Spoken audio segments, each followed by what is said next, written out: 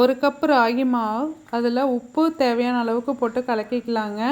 1 cup ragi மாவுக்கு ஒரு 3/4 cup அளவுக்கு தண்ணி இருந்தால் சரியாக இருக்கும்.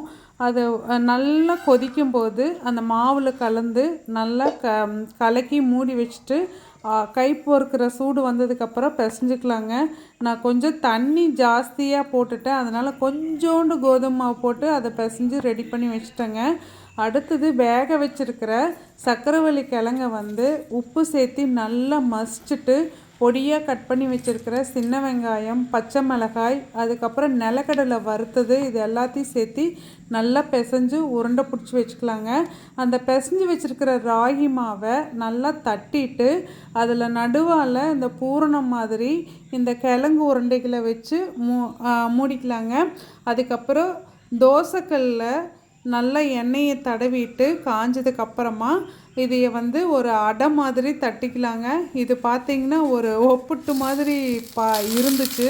நல்லா சாஃப்டாக ரொம்ப டேஸ்ட்டாக சூப்பராக இருந்தது. இதுவே இந்த உருண்டைகளையே நம்ம வேக வச்சா இன்னும் ஹெல்த்தியாக இருக்குமேன்னு சொல்லிட்டு வேக வைக்கிறதுக்கும் ட்ரை பண்ணணுங்க. ஆனால் அந்த உருண்டைகள் நல்லாவே இல்லை, அதை ட்ரை பண்ணாதீங்க. வேக வைக்கிறது நல்லா இல்லை. தோசைக்கல்லில் போட்டு தட்டி எடுத்தது பார்த்திங்கன்னா அவ்வளோ ஒரு டேஸ்ட்டாக அட்டகாசமாக இருந்தது. சாஃப்டாகவும் இருந்தது, டேஸ்ட்டாகவும் இருந்தது. இது ஓரளவுக்கு ஹெல்த்தின்னு சொல்லலாம். ஏன்னா ராகி மாவும் நல்லது தான், சக்கரவள்ளி கிழங்கும் நல்லது தான். கண்டிப்பாக இந்த ரெசிபியை ஒரு டைமாவது ட்ரை பண்ணுங்கள். தேங்க்யூ.